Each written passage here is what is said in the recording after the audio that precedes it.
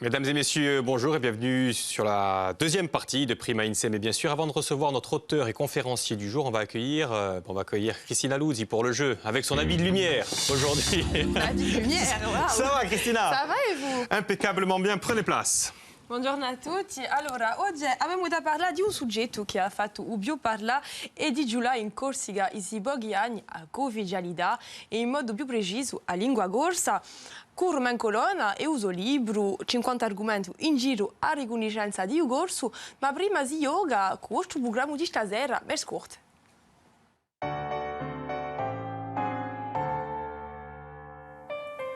Finalement, on ne sait pas vraiment ce que ça fait un producteur. Alors, j'aimerais que vous nous expliquiez quel est vraiment votre métier, en essayant de résumer un petit peu, mais du début de l'idée d'un film jusqu'à sa sortie.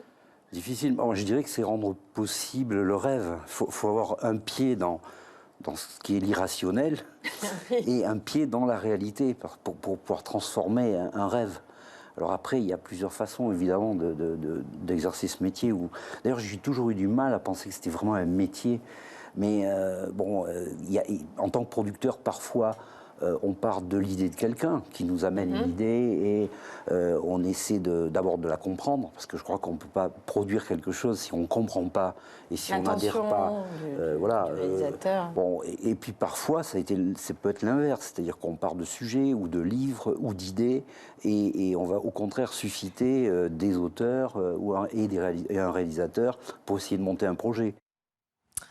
Alors, quel est l'invité ce soir? Non, c'est pas quel est l'invité, pardon. L'invité, c'est Jean-François Le Petit. Quel est son métier? L'invité de Mèche Courte ce soir à 20h50 sur France 3. Donc, si vous avez la réponse, vous nous appelez au 0800 3x0 900. Aujourd'hui, à gagner le livre de notre invité, Romano Golone, 50 argomenti in giro a riconoscenza di un corso. On va en parler tout de suite.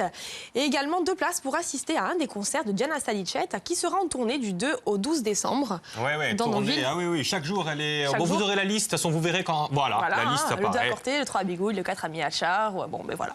Non, mais c'est une super tournée. Et on la reçoit quand? On la reçoit le 10, nous d'ailleurs. On la reçoit le 10 décembre pour qu'elle nous parle de sa tournée. Alors, je vous propose qu'on accueille tout de suite notre invité, Romano Golone. Bonjour, oui, c'est à vous de rentrer là maintenant. Prenez place. Bienvenue sur le plateau de Prima Insem qui a changé, Romain. Vous avez eu à l'époque, vous étiez jeune étudiant. C'est ça. Ouais. Et on était sur l'autre décor. Là, vous revenez. C'est ça. Plus étudiant du tout d'ailleurs. Auteur maintenant. Toujours étudiant dans la mesure où, quand on fait de la recherche, on est un éternel étudiant. Finalement, c'est ça qui est bien. L'université. Oggi maestro di conferenze. In corti. Quello ho titolo ufficiale. Voilà. Allora, abbiamo da parlare oggi di questo libro, 50 argomenti in giro a riconoscenza di un corso. Allora, 2 parole in questo libro? Per principiare? Di un libro che ho vissuto abbastanza semplice a proporre al gran pubblico che tutta gente possa ammaestrare un contenuto e a tutti i patti ristabilisce appena l'elemento di un dibattito, perché si è parlato assai di ufficialità appena in tutti i sensi, si ne sentiva di tutte mamme, argomenti spropositati e io ho vissuto in modo modesto, con la mia conoscenza e la mia expertise, tra virgolette, ristabilisce appena so che lo si può pensare a pro di ufficialità per tutta la gente, dunque scriverlo di modo semplice, assai. Voilà. Allora, io volevo principiare con 2 cifre palesati nel nostro libro, che la trasmissione intergenerazionale. Allora, perché nel 1915 85% di trasmissione intergenerazionale, vediamo, e in 2015 2% oggi. Allora, ci potete dare vostro parere? Sono 2 cifre terribili, ben a dire che al principio secolo quasi tutta la società parlava corso e si trasmetteva a lingua a trasmissione intergenerazionale che corrisponde all'ingrosso ai genitori verso i zitelli. tre generazioni. Dunque quasi tutta la società che parla corso.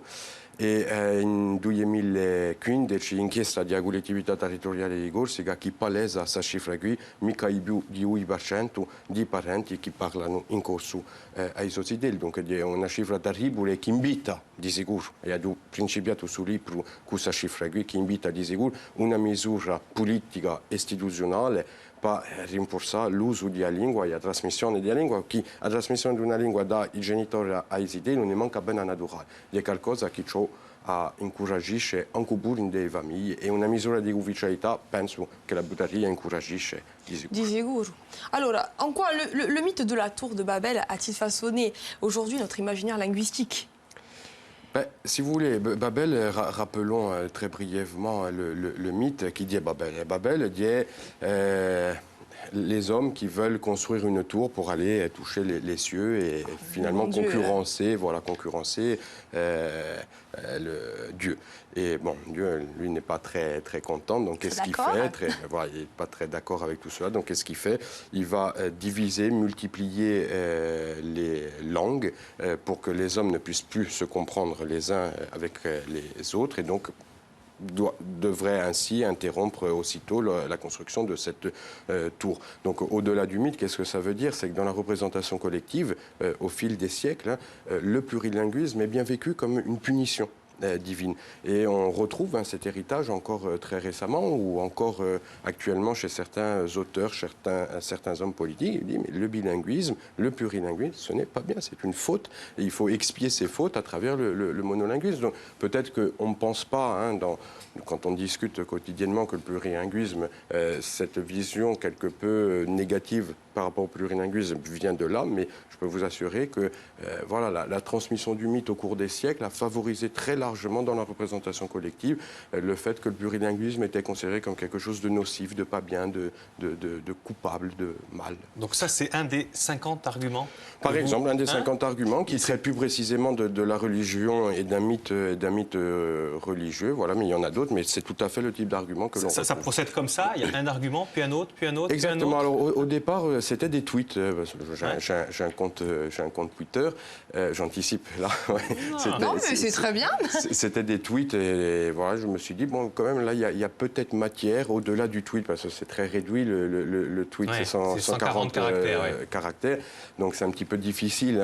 Donc là, c'était un petit peu des slogans, si vous voulez. Je me suis dit bon, ça serait bien peut-être de contextualiser un petit peu ces tweets, de les expliquer, d'en choisir, de les organiser. Albian a répondu très favorablement à cette idée. Et donc, en quelques mois, nous avons conçu ce livre. J'ai organisé donc par chapitre, par thématique, donc économie, sociale, représentation, politique, institution. Et à chaque fois, il y a quelques tweets. J'ai gardé exactement les tweets que je diffusais sur mon compte Twitter, et tout en développant sur 1 à 2 pages chacun des arguments pour essayer de comprendre voilà, la coefficialité au-delà des idées. En quoi la coefficialité est intéressante? C'est ça le but? Au-delà de l'intérêt, très cher Luc, c'est pas qu'elle est intéressante, c'est qu'elle est vitale et qu'elle est nécessaire pour l'avenir du Corse. La question que doit se poser le peuple corse, c'est savoir s'il veut maintenir sa langue et la transmission de la langue et voir se développer la langue. Si le peuple corse répond de manière favorable à toutes ces questions, alors on doit aller vers une mesure incontestablement de co-officialité, au-delà des clivages politiques. Je voulais revenir sur justement la multiplication des langues. 200 stati, più di 5.000 lingue in un mondo, poco presso. Allora, si può dire oggi che il monolinguismo è minoritario? È minoritario con queste cifre qui, non si sa mica esattamente quando c'è stato e quando c'è lingue, perché si dipende qual è chi sceglie. Voilà. Il corso, certo, non è anche mica una lingua, per un detto, e di sicuro per il corso è una lingua, ma se noi abbiamo all'ingrosso 200 stati e 5.000 lingue, a poco presto vedete un rapporto tra un numero di lingue e un numero di stati che è spropositato. Dunque il plurilinguismo è norma in un mondo. Se noi abbiamo una tappa appena più inferiore con l'Europa, l'Unione Europea, per un detto, 24 langues reconnues officiellement dans l'Union européenne. Alors, ce ne sont que les langues des États-nations, ce ne sont pas les langues minoritaires au sein de ces États-nations, mais 24 langues. Une institution, c'est unique au monde qui fonctionne avec 24 langues officielles. En France, il y avait eu un rapport d'un scientifique, Bernard Cerquiligny, qui n'est pas corse, mais qui en porte une consonance en tout cas, avait établi 75 langues, même si on peut discuter ce chiffre, mais 75 langues en France parlées sur le territoire administratif français. Donc finalement, on peut très facilement dire que le plurilinguisme, c'est la norme et que, en revanche, les politiques stato-nationales, elles ne reconnaissent pas le plurilinguisme comme la norme. Et c'est le cas, bien sûr, en France, où la seule langue qui est reconnue officiellement dans l'espace public, c'est le français. Allora, a differenza tra il bilinguismo sociale, voglio dire, e il bilinguismo individuale. Allora, il bilinguismo individuale è usato che una persona, un individuo, avesse la capacità tecnica di passare da una lingua all'altra, di parlare due lingue. Il bilinguismo sociale, enfin, ce che chiamo io individuale e sociale, è usato che la società in uso insieme attraverso le istituzioni, attraverso la scuola, attraverso la famiglia, attraverso tutta l'azione sociale, permettesse a individui di passare da una lingua all'altra. E oggi che rimarchiamo in Corsica che abbiamo persone che possono essere bilingue, ma che la società finalmente non gli permette mica di mettere a pro, di mettere in ballo, in onda su bilinguismo qui. Dunque, ciò fa la differenza tra la competenza tecnica, o fatto di sapere parlare due lingue, e o fatto di pure parlare socialmente due lingue. C'est vrai. Moi, je voudrais juste rebondir sur ce qu'il dit, parce que vous dites très justement dans votre livre, vouloir un corsophone pour un emploi, c'est vouloir une compétence et non un corse. J'aimerais qu'on parle un petit peu de ça, si vous permettez, Luc. Bah, bien sûr que je permets, bien sûr, il est là pour s'exprimer. Vas-y, Romain. Colonna. Ce n'est pas lui, Romain Giorgi. Rappelez-vous de ce chef d'entreprise qui avait voulu passer une annonce à Portivecchio à la NPE, à l'agence ancienne Pôle emploi, à la NPE, qui avait voulu passer une annonce. Il avait mentionné dans son annonce corsophonie souhaitable. Et à l'époque, la NPE avait refusé de lui passer, bon, c'est une anecdote, mais bon, qui en dit long, cette annonce en disant que c'était discriminant pour les non-corses. Mais jusqu'à preuve du contraire, la langue corse n'est pas l'attribut... Il peut y avoir anglais souhaitable, en fait. Mais anglais souhaitable, quand vous demandez, Luc, une compétence en anglais, vous ne demandez pas un anglais, vous demandez une compétence en anglais. Exactement. C'est la même chose pour le corse. Mais en disant ça, la NPE dit, en luttant contre une prétendue discrimination à l'égard des non-corses, en fait, qu'a fait la NPE dans la représentation collective, elle renforce le caractère ethnique de la langue. Elle dit, ça serait comme refuser l'emploi à un chômeur au prétexte qu'il est chômeur. Voilà, non.